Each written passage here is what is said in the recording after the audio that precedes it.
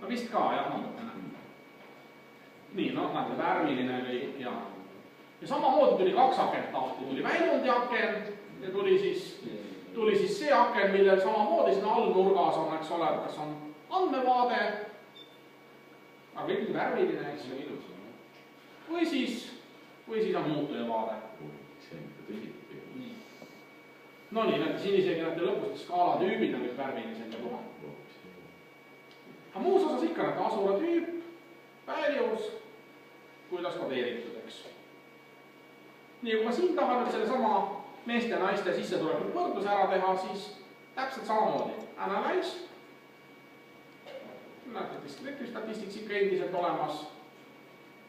Compare means ikka endiselt olemas. Võtan siit siis independent samples test.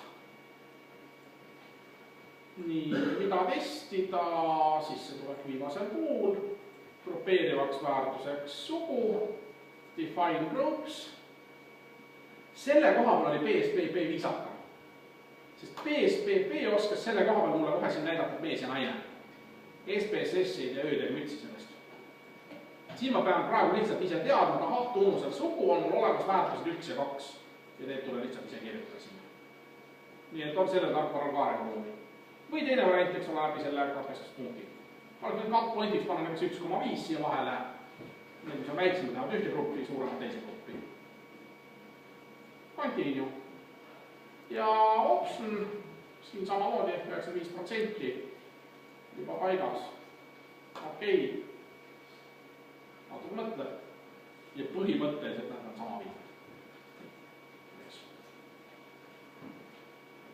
Nii, 417, 412, pange tähele, et sama faili põhjal, et nüüd siis nendest 2 spetsiaaltarkvarast tuli see pilt nagu sama, eks ju. 514, 906.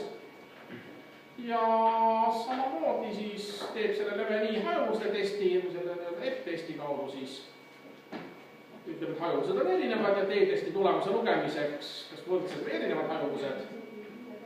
Nii, noh ja T-testi kahepoolne hüpotees saab B-väärtuseks 0,000, otsus on samamoodi H1, mis ütleb, et meeste ja naiste keskmised sissetulekud on oluliselt erinevad. Niisama lihtne ongi. Ja siin programmis on selles mõttes äge, et ma saan võtta klõps teha tabelile peale, võtan copy,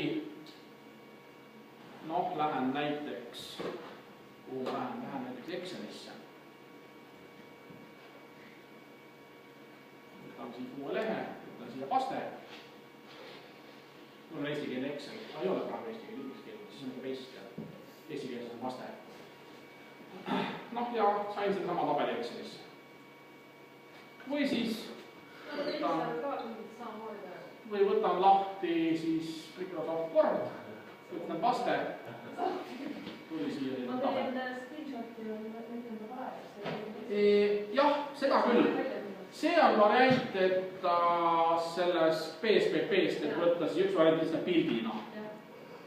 Mis vahendiga te pildi võtate ekraanilt? Lightshotiga, kõige parem. Windows masinatel. Voh, just, võtke sellega ikka. Print screen'i te peate mõtetult palju rohkem ise vaeva nägema. On jah, Windowsis on niisugune asi nagu snipping tool, millega saab täpselt kohe lõigata selle koha ekraani peal välja, mis sa tahad.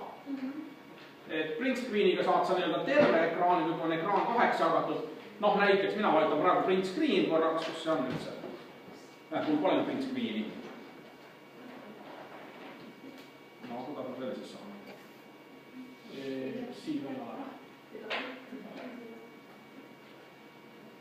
Kuulge, mu arvutil ei olegi print screen'i. Endi all on ta teinud. Alles oli edema. Oota, ma vaatan, äkki niimoodi saab. Ei ole, mingi muu asi oleks tuli.